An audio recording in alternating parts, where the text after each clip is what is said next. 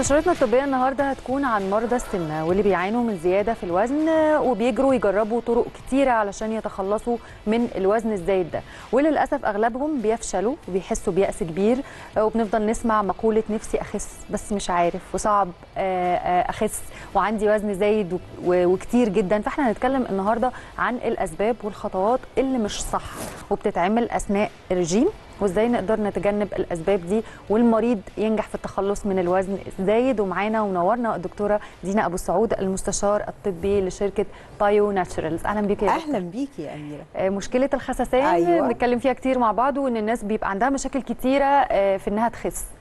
ايه الخطوات اللي انا واحده دلوقتي عايزه اخس بعملها تخليني ما اخسش؟ بعمل حاجات غلط ومفروض ان انا فاهمه ان هي صح. حاجات كتيره جدا جدا. اولا ان انا اصحى من النوم ما افطرش، دي لا، لازم الفطار هو اللي بيعمل لي التمثيل الغذائي اليوم كله، هو اللي بيظبط لي الميتابوليزم والحرق اليوم كله. بس هي الفكره الفطار يبقى ايه؟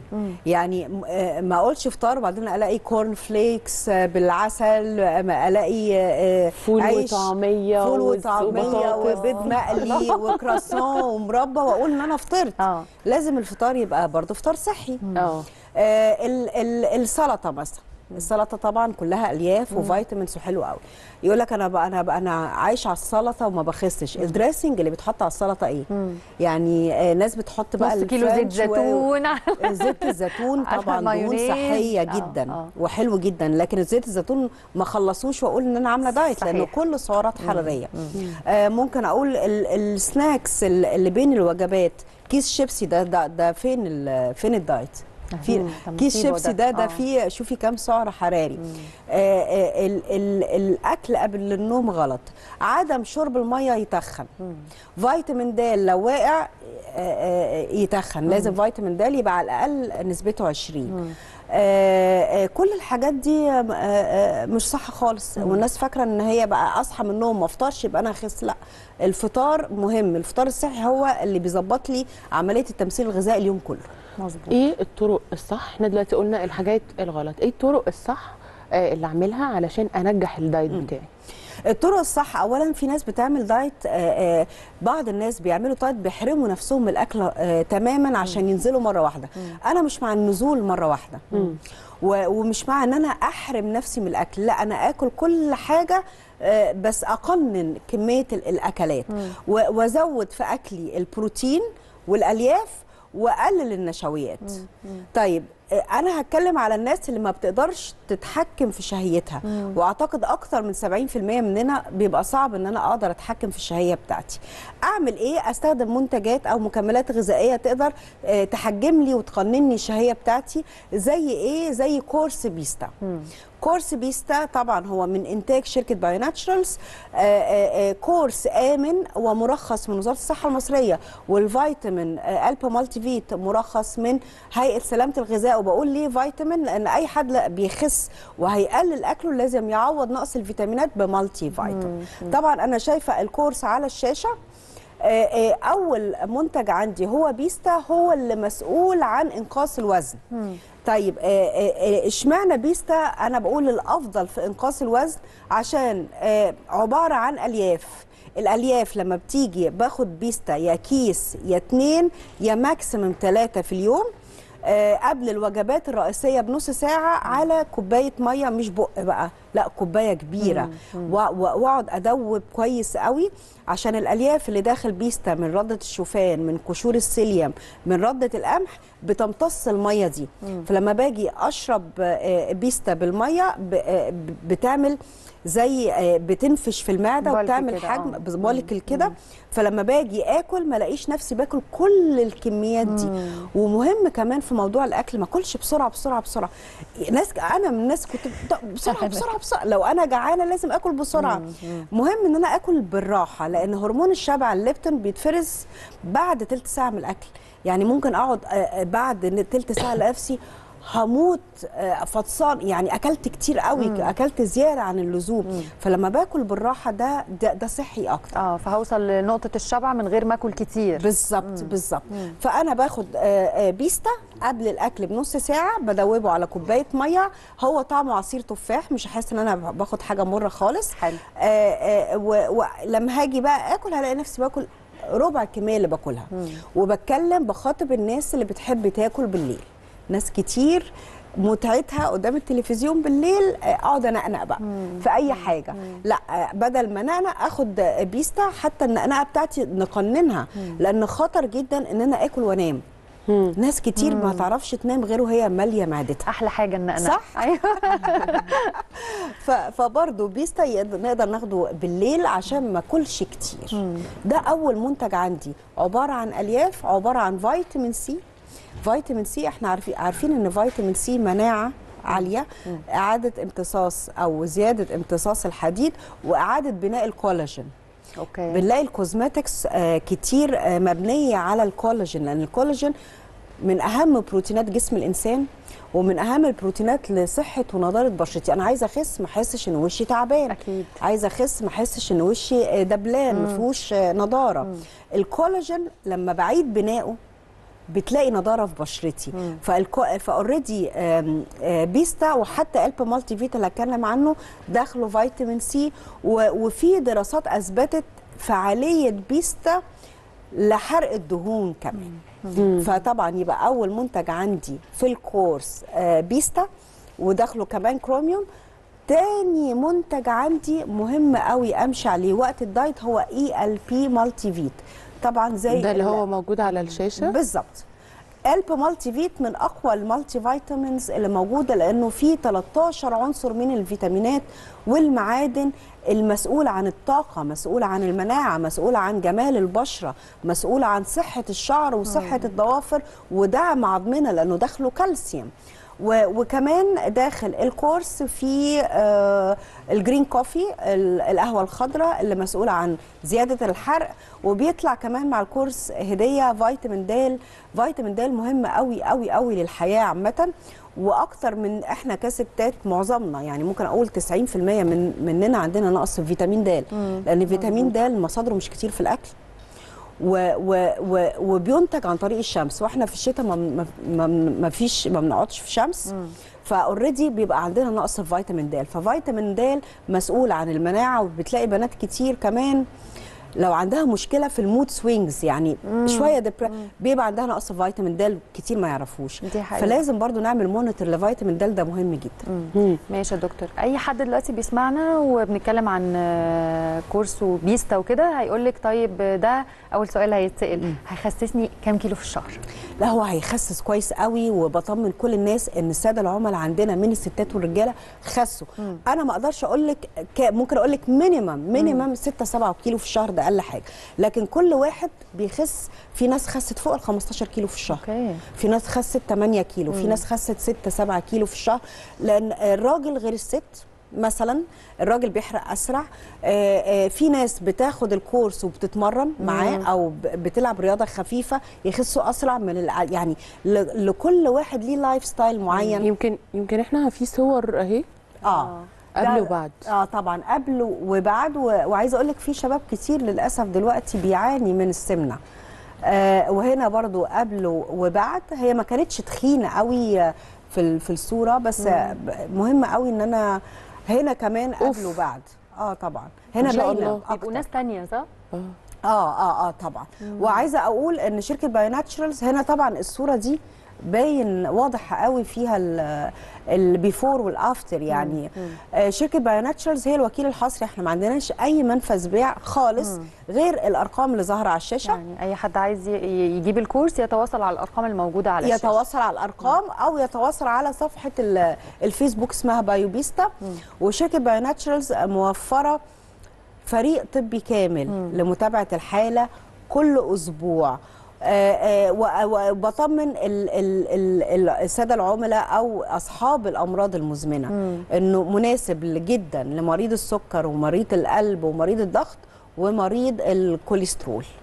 احنا لسه هنكمل كلام، لكن عندنا بس خبر سريع.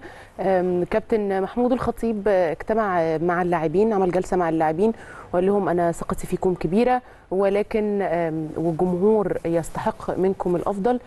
ده يمكن من دقايق يعني، فباذن الله ان شاء الله اللعيبه تطلع على، وان شاء الله انا واثقه في ده، على نفس قدر ثقتنا فيهم وثقه كابتن محمود الخطيب وثقه كل جماهير النادي الاهلي باذن الله. نرجع نكمل كلامنا عن بيستا والفيتامينز. ناس كتير ممكن تقول لك انا هل ده فات بيرنر، هل ده بيحرق الدهون؟ احنا عايزين نقول لهم انه الفرق بين الفات بيرنر وبين انه هاخد حاجه هتملى معدتي. بيستا عباره عن الياف، فهي الالياف هي اللي بتملى المعده، هو ده اللي هيحسسنا بالشبع. عندنا المنتج اللي بيساعد على حرق الدهون زي القهوه الخضراء، بس بياخد منه قرص واحد عشان ما يعليش الهارت ريت بتاعه، ما يعليش معدل ضربات القلب، نبضات القلب. هي بتبقى قرص واحد بس في اليوم، وبيبقى حلو وبيبقى يعني صحي ومفيد جدا كمان. يعني هي القهوه اصلا من الحاجات المفيده وبتساعد جدا في الحرق. بنسمع عن الشاي الاخضر كمان، نسمع عن الشاي الاخضر والقهوه الخضراء بالظبط. لكن الزياده يعني مثلا الشاي الاخضر حلو قوي ان انا اخد 1 كاب او 2 كابس فقط. اكتر من كده يعني في ناس يقول لك الشاي الاخضر بيحرق دهون فاخد 5، اشرب 5 وبعد كل وجبه يشرب شاي. لا ده مش صحي، غلط. لا لانه ممكن يعلي له الهارت ريت بتاعه او نبضات القلب. فهو كفايه 1 او 2 كابس زي القهوه العاديه على فكره. يعني القهوه العاديه سلاح ذو حدين، مفيده جدا وانتي اوكسيدنت وي لكن لو شربنا 5 6 فنجان واحد في اليوم، فنجان واحد يعني لو انا كيفه قهوه قوي فنجانين، لكن اكتر من كده بدخل في حاجه اسمها كافيين توكسيستي، احنا مش عايزين نخش في الحته دي. حلو قوي. في حاله من اللي استخدموا الكورس، خلينا نروح نشوفها ونرجع تاني. احكي لنا قصتك مع بيستا وازاي ساعدك تخسي. انا اسمي آية عاطف رجب، عمري 26 سنة، كنت 85 وبقيت 65. الموضوع كان صعب معايا جدا في الحركة، كنت مش بقدر امشي، رجلي كان الوزن تقيل عليها، ما كنتش بعرف اخد نفسي كويس، اللبس كان صعب جدا، ما كنتش بعرف البس في سني خالص، كنت حاسة ان انا بلبس لبس ماما. يعني الموضوع كان صعب قوي في اللبس. كنت بستخدم بيستا قبل الاكل بنص ساعة، 3 وجبات في اليوم. قبلها كنت بشرب الكوباية.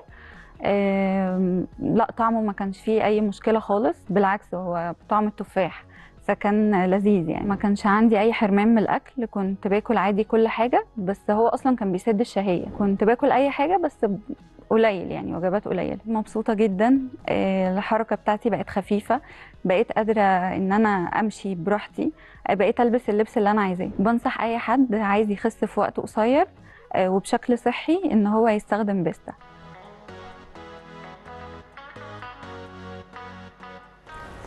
يعني فرق فظيع طبعا. يعني تحسي فعلا دي دي صح، واحده تانية صح. حلوه النتائج دي، برضو هتشجع برضو اللي بيتفرجوا علينا دلوقتي ان هم يشوفوا فعلا قد ايه ان المنتج بيسد الشهيه، ودي اهم حاجه في التخسيس.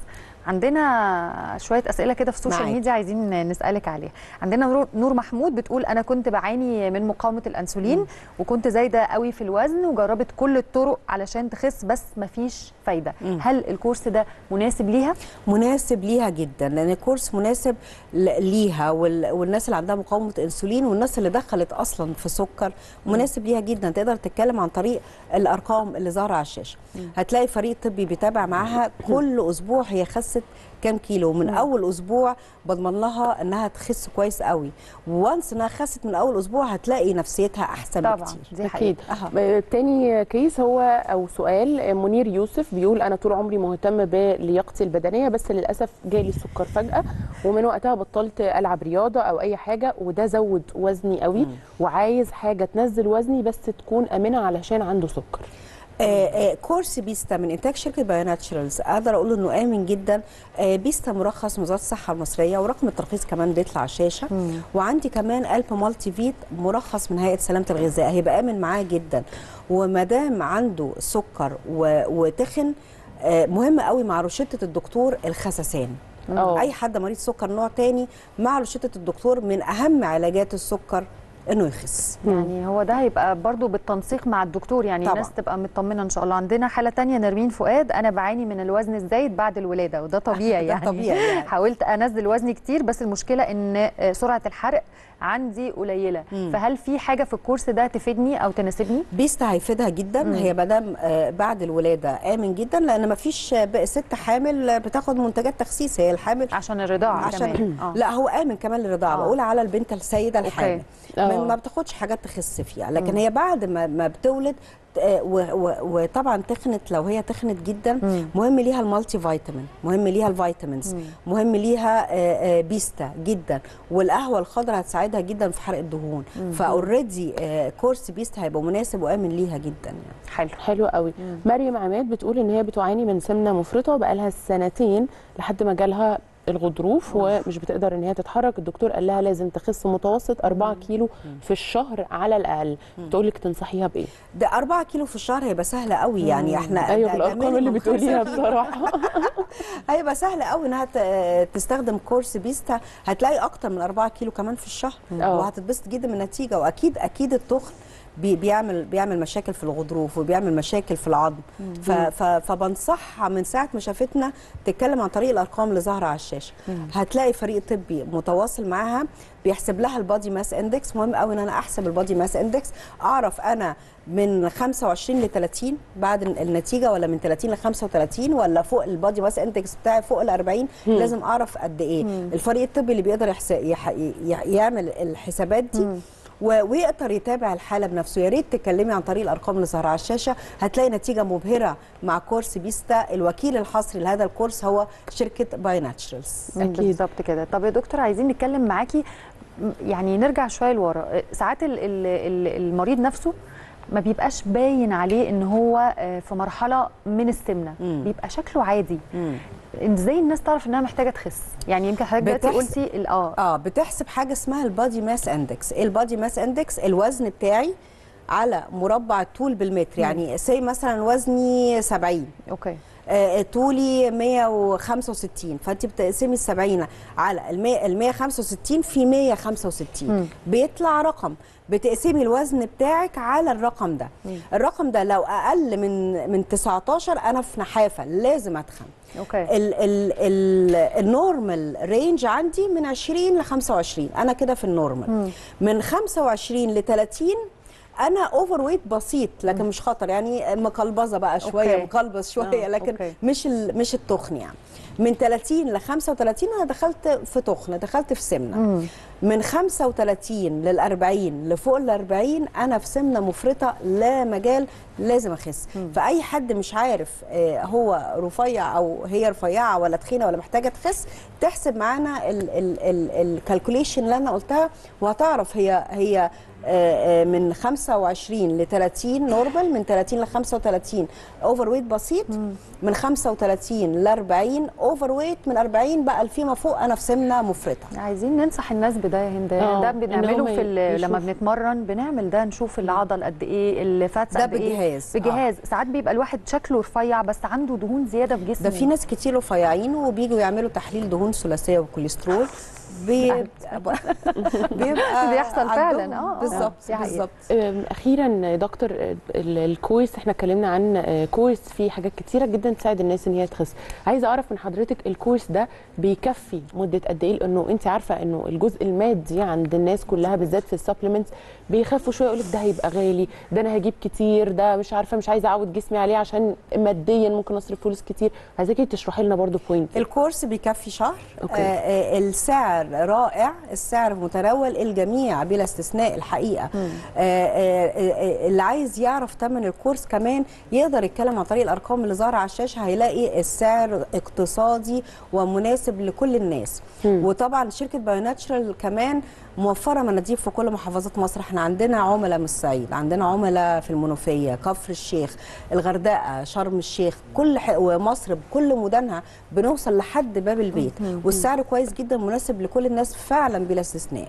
هايل. انت نورتينا كالعاده، بالظبط. ويا رب كلنا نخس وكلنا صحتنا تبقى كويسه ان شاء الله. ونشكرك جدا يا دكتور، كانت منورانا دكتور دينا ابو السعود. ان شاء الله تبقى معانا في حلقات ثانيه. خلصت حلقتنا، استنونا في حلقات ثانيه كتير من الحريق. باي.